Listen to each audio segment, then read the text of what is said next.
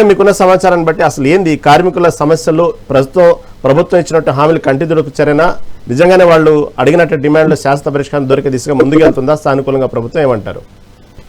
ఖచ్చితంగా మీకు అట్లాగే మిత్రులు లక్ష్మీనరసింహరెడ్డి గారికి అట్లాగే రామచంద్రరావు గారికి మెగా న్యాయం ప్రేక్షకుల నమస్కారం. ఆర్టీసీ ఆర్టీసీ సంస్థలు చాలా అనేక అనుబంధం. నా ప్రజ్ఞాపంలో డిపో పెట్టుకోవడానికి పెద్ద తెలంగాణ ఆంధ్ర పోరాటం చేయాల్సిన వరద ఆనాడు ఇచ్చేది ద్వారా ఇట్లాగే పెన్నత్త సాంబశివరావు గారి ఆశీస్సులతో ఆనాడు నా ఊళ్ళో బస్ డిపో పెట్టించుకున్నాను. ఇప్పటికీ చాలా మంది రాజకీయ నాయకులు ఎమ్మెల్సీ ఎమ్మెల్యే ఎంపీకి మన సీట్లు ఉంటాయి కానీ వాళ్ళు ప్రయాణం చేస్తారో తెలియదు. నేను ఇప్పటికైతే నేను ఒక్కడిని పోతే బస్సులే పోతా. ఆ బస్సులో మళ్ళీ నా ఊరు డిపో బస్సు ఎక్కుతా ఫస్ట్. అందుకంటే అప్పుడేం కనుక నేనేమంటే ఇక్కడ తిలాపాపం తలా పెట్టాను.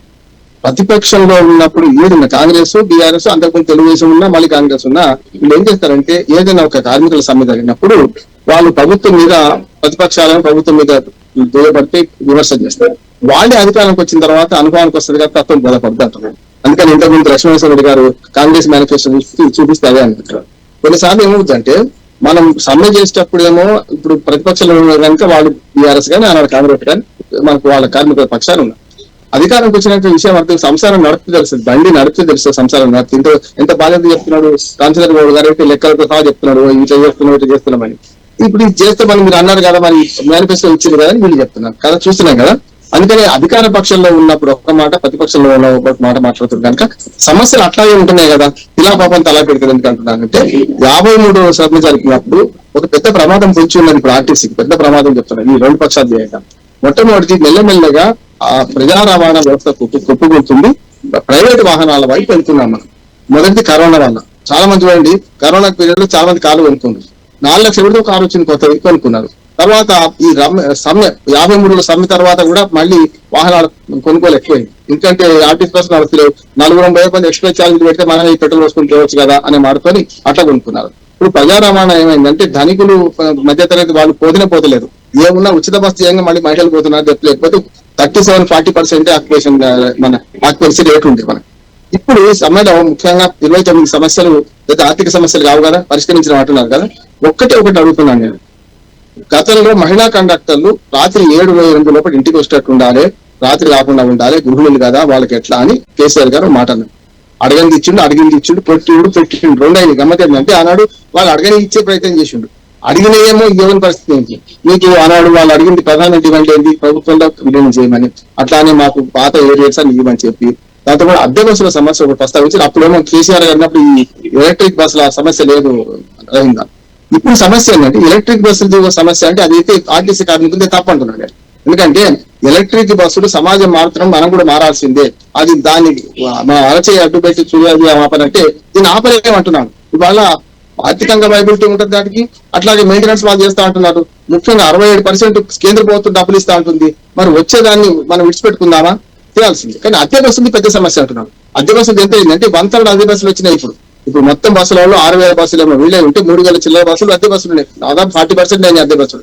అద్దె బస్సులన్నీ ఎవరి పూర్తిగా ఎంపీలే ఎమ్మెల్యేలు ఇరు పార్టీలో ఉంటాయి. పేర్లు చెప్తే బాగుండదు. బీఆర్ఎస్ పార్టీలో ఉన్నారు, బీజేపీ ఉన్నారు, ఎంపీలు ఎమ్మెల్యేలు కాంగ్రెస్ లో కూడా ఉన్నారు. వాళ్ళందరూ బస్సులు పెట్టింది. వాళ్ళు ఏం చేస్తుంటే కిలోమీటర్ లెక్క తీసుకుంటారు. లాస్ వచ్చినా ఏం చేసినా వాళ్ళ లెక్క వాళ్ళకే ఉంటుంది. 30-35 రూపాయలు 40 రూపాయల బస్సును బట్టి ఛార్జ్ చేస్తున్నారు కదా, కిలోమీటర్ వేయాల్సిందే. అయితే ఏం చెప్తున్నారు, నష్టాలు వస్తే అద్దె బస్సులు బంద్ అయితే అని లాభాలు వచ్చే ఎక్స్ప్రెస్లు కానీ వాటి దూరం పోయే బస్సులు మాత్రం లాభాలు వచ్చే రూట్లనేమో అద్దె బస్సులు నడిపిస్తున్నారు. నష్టాలు వచ్చే రూట్లు అంటే పల్లె బస్సు లోపలికి ఊరు పోయేస్తుంది, రూపాయి రాదు, పోయి వస్తుంది విద్యార్థుల కోసమో లేకుంటుంటా అటువంటి బస్సులు అన్ని మన ఆర్టీసీ నడిపిస్తున్నారు. అంటే కుక్కను చంపాలని పిచ్చి కుక్కను ముద్రేసినట్టు ఆ ఆర్టీసీకి నష్టపోయి చూసిన బస్సులో నష్టపోతున్నారు చూపెడుతున్నారు. వాళ్ళేం మంచిగా నడుస్తుంది, అందులో కూడా కుట్ర ఉంటుంది. రెండోది ఏంటంటే మిగతా అన్నిటికంటే ఆర్టీసీ డిపార్ట్మెంట్ లో గతంలో నేను చెప్తున్నాను కదా 40 ఏళ్ళకి పరిశీలిస్తున్నాను. ఒక బస్సు 9 మంది సిబ్బంది పనిచేసేవాడు. 9 మంది సిబ్బంది అంటే కండక్టర్ డ్రైవర్ గా మనకు కనపడేది అనిపిస్తుంది. డిపో మేనేజర్ మెకానిక్ దాకా మొత్తం కింది కంట్రోల్ దాకా అందరు కలిసి ఒక్క బస్సు 9 మంది రేషియో ఉంటుంది. మెల్లమెల్లగా 6 తగ్గించడానికి 5 వచ్చింది. అందులో పొదుపు చర్యలు పాటిస్తున్నారు. ఏమైతుంది దానివల్ల ఆర్టీసీ బస్సులు కూడా ప్రమాదాలు గురవుతున్నాయి. వాళ్ళు డబుల్ డ్యూటీ చేయాల్సి వస్తుంది. ఓసారి 2,000 అటే డ్యూటీ పోవాల్సి వస్తుంది. దానివల్ల ప్రమాదాలు మనం దేన్ని నమ్ముతున్నాం. గతంలో ప్రైవేట్ బస్సులు నమ్ముకుంటే లాభం లేదు, ఆర్టీసీ గమ్యస్థానం సరిగ్గా చేరుస్తానని నమ్మకం ఇప్పటికీ ఉంది నాకు. కానీ ఏమైతుంది, ఇట్లాంటి వాళ్ళని ఒత్తిడి కల్లా డ్యూటీ టైం ఎక్కువైతుంది, ప్రమాదం ఉంటుంది. ఆర్టీసీ బస్సులు ప్రమాదాలు జరుగుతున్నాయి కదా ఈ మధ్యన. అందుకని నేను ఏమంటున్నానంటే కొంచెం ఈ విలీనం అనే ప్రతిపాదన తెచ్చింది ఇప్పుడు కాదు, ఎప్పుడు తెచ్చిండ్రు, అది టీఆర్ఎస్ హయాంలో తెచ్చిండ్రు, అక్కడ జగన్మోహన్ రెడ్డి గారు చేసిండు అన్నారు. కనుక దాన్ని ఒక అమికబుల్ సెటిల్మెంట్ చేసుకోవాలి. వెంటనే కాదంటే మనం హామీ ఇచ్చినట్టుగా ఎందుకు కావాలంటున్నాం. రెండోది వాళ్ళు ఏరియాస్ ఇవ్వాల్సిందే. మిగతా డిపార్ట్మెంట్లకు ఆర్టీసీకి ఒక తేడా చెప్తాను రఘు గారు. ఒక ఎంఆర్ఓ ఆఫీస్ తక్కువ చేయడం కాదు, కానీ ఒక క్లర్క్ బెంచ్ మీద నిద్ర పోతున్నా సార్ దేవుడి మీద ఏం కాదు, నష్టం ఏం కాదు, మా హాతి పనిలో జాప్యం పెట్టి. అదే ఒక డ్రైవర్ నడిపిస్తూ ఒక్క కనుమరు అంటే ఒక సెకండ్ కను మూసుకుంటే మొత్తం 60 మంది చచ్చిపోతాం. డ్యూటీ తప్పించుకోవాలి. మిగతా డిపార్ట్మెంట్ లో నిర్ణయానికి కొంచెం డ్యూటీ తప్పించుకోవచ్చు, పని ఆపుకోవచ్చు. కానీ ఆర్టీసీ డ్రైవర్ కానీ పని ఆపితే మొత్తం బతుకు చక్రమే, ప్రగతి చక్రం రథ చక్రం ఆగిపోద్ది అంటున్నాను. వాళ్ళ ఆర్టీసీ ప్రగతి రథ చక్రం ఆగడానికి ఇలా పాపం తలా పెట్టుకొని వీళ్ళ విధానాల వల్ల జరుగుతుంది. ఏరియర్స్ గురించి రామచంద్ర గారు చెప్తున్నారు. అయ్యా మహిళా ఉచిత బస్సు 2 ఏళ్ళ నుంచి వచ్చింది, 2.5 ఏళ్ళ నుంచి వచ్చింది. అంతకుముందు కాదు కదా. విద్యార్థులకు రాయితీలు ఉన్నాయి, అవి ఇస్తున్నారా? అట్లానే మనకు వికలాంగులకు ఉన్నాయి, జర్నలిస్టులకు ఉన్నాయి, వృద్ధులకు ఉన్నాయి, ఇవన్నీ ఉన్నాయి కదా. మరి వాళ్ళ ఆ రాయితీలు ఏమైనా ఇచ్చిందా అంటే ఆ రాయితీలు ఇప్పటికి ఇస్తలేదు. అది కాక ఏ మీటింగ్ వాడని ఇప్పుడు ఆర్టీసీ కార్మికుల శ్రమను తక్కువ అంచనా వేయదు, సబ్బండ వర్గాల శ్రమతో పాటు ఆర్టీసీ ఆనాడు తెలంగాణ ఉద్యమంలో బ్రహ్మాండంగా పాల్గొనేది. అది అంటే జీవిత చక్రం ఆగిపోతుంది. మిగతా ఏది ఆగిపోయినా ఎవరికి పడదు. ఎంఆర్ ఆఫీస్ నాకు రోజు పని పడదు, ఆర్టీసీ బస్సు ఎక్కువ నాకు రోజు పని పడుతుంది. నిత్యంగా కూలీలు ప్రయాణం చేస్తారు. అటువంటి సబ్బండ వర్గాల సమయంలో ఆర్టీసీ కార్మికులు వెన్నుగా నిలిచింది కదా ఆర్టీసీ మన తెలంగాణ పోరాటానికి. ఇప్పుడు ఏమంటున్నానంటే ఈ ఆర్టీసీ కార్మికుడు పని తప్పించుకోరాదు. రెండోది ఈ మహిళా బస్సు ఉచిత బస్సు వచ్చినాక ఈ రాయితీ ఆ రైతు తడిసి మోపడవుతున్నాయి. అంటే ఇప్పుడు ఏమైతుంది, వాళ్ళకు రావాల్సిన డబ్బులు ఇస్తే వాళ్ళే నడుపుకుంటారు కదా. ఇవాళ మొదలైంది కాదు, మీరు అన్న చరిత్ర కూడా 1932లో 27 బస్సులతో జకియా సుల్తాన్ రాణి మన నిజాం పాలకుల చుట్టం ఉండే ఆమె సికింద్రాబాద్ స్టేషన్ లో రైలు దిగి ఆమె కారు అప్పట్లో కారు ఉండే, ఆమె కారులో పోతుంటే అందరూ ముళ్ళు మోసుకొని పోతే నడుస్తూ ఉండట రైలు దిగాక. అందరూ ఎటు పోతున్నా అడిగిందట. అమ్మ కూకటపల్లి, అది ఊరావతలు ఉండే అప్పుడు కూకటపల్లి, సుచిత్ర ఏమంటారు జీడిపట్ల అటు పోతున్నా చెప్పిందట. అది చరిత్ర ఉందా. ఇంత దూరం నడుస్తారు అంటే నడుస్తారు. పేదోడు నడుచుడేంది మన కార్లో ఓడింది అని చెప్పి అప్పుడు మొట్టమొదటి ప్రజా రవాణా వ్యవస్థ 1932లో ఆమె మొదలు దాని మీద ప్రతి పద్యానికి ఏపీఎస్ ఆర్టీసీ జెడ్ అని ఉంటుంది కదా, ఏపీ జెడ్ టిఎస్ జెడ్ అంటే ఆ జెడ్ అక్షరం అది దానికి అందుకని కేటాయించారు ఆమె పేరు జకియా పేరు మీద. అట్లా చేసి ఆనాటి నుంచి ఈనాడు దాకా మన ఆర్టీసీ ఆనాడు నిజాం రోడ్ అంటే రైల్ ట్రాన్స్పోర్ట్ కార్పొరేషన్ ఉండే. అప్పుడు రైళ్లు నిజాం కాలంలో ఉండి బ్రిటిష్ కాలంలో మనకు రైలు మన వాళ్ళు పెట్టింది, వాళ్ళు పెట్టలే. 54,000 కిలోమీటర్లు బ్రిటిష్ హాయం ఉంటే 4,000 కిలోమీటర్లు మన ఒక్క తెలంగాణ హైదరాబాద్ స్టేట్ లో రైలు ఉండే మనకు. ఆనాటి నుంచి ఈనాడు దాకా నడుస్తున్న దాన్ని ఇవాళ ఏం చేస్తున్నాయి అంటే 2 కుట్రలు జరుగుతున్నాయి. ఒకటి ప్రైవేట్ కుట్ర జరుగుతుంది, రెండోది ఏమవుతుందంటే ఆర్టీసీ శాస్త్రం మీద కన్ను పడ్డాయి. వాళ్ళు ఆర్టీసీ శాస్త్రం కోట్ల రూపాయలు, వేల కోట్ల రూపాయలు, లక్షల కోట్ల రూపాయలు అయితే గట్టిగా మాట్లాడతారు. అన్ని కూడా ప్రైమ్ లొకేషన్ లో ఉంటాయి. ఆనాడు కొన్నప్పుడు తక్కువే. మా ఊళ్ళో 27,000 ఎకరం భూమి నాదే ఇచ్చిన ఆర్టీసీకి. మరి ఇప్పుడు ఇలా 2,70,00,000 కూడా రాదు ఆ ఎకరం భూమి, 5 ఎకరాలు ఇచ్చినాం. అంటే ఏమంటున్నానంటే ఇవాళ అదే అమ్ముకుంటే కోట్ల రూపాయలు వస్తున్నాయి. కనుక కొన్నింటి దృష్టి పడి పాలకులు అందరూ ఉంటారు, కాంగ్రెస్ ఉంటారు, బీఆర్ఎస్ ఉంటారు. దీన్ని కమర్షియలైజ్ చేద్దాం లేకుంటే అమ్ముకుందామని చూసే ప్రయత్నం రెండోది ఏమైతుంది, ఆర్టీసీని దీని మెత్త నష్టాలు అని చూపెట్టి ఇచ్చే నష్టాలు ఎక్కడి నుంచి వస్తున్నాయి, ప్రభుత్వం చేసే నష్టాలు వస్తున్నాయి అంటున్నారు. ప్రతి మీటింగ్ ఆర్టీసీ బస్సులు వాడుకుంటుందా గవర్నమెంట్? అప్పుడైనా ఇప్పుడైనా ఏ మీటింగ్ అయినా తరలించాలంటే డాక్టర్ నుంచి మొదలుపెట్టి అందరూ తరలిస్తున్నారా? మరి ఆర్టీసీలో మనం కనుక పెళ్లికో బస్సు తీసుకుంటే బస్సుకు డిపాజిట్ కట్టాలి, అడ్వాన్స్ కట్టాలి, అన్ని చేయాలి కదా. మన అడ్వాన్స్ మనకు వస్తుంది 15 రోజులు నెరవేర్చు పడుతుంది. గవర్నమెంట్ నమ్మకం కానీ అన్ని బస్సులు వాళ్ళకి ఏం లేకుండా ఇస్తున్నారు కదా. అవి ఇప్పటికీ రియంబర్స్ అయితే వాట.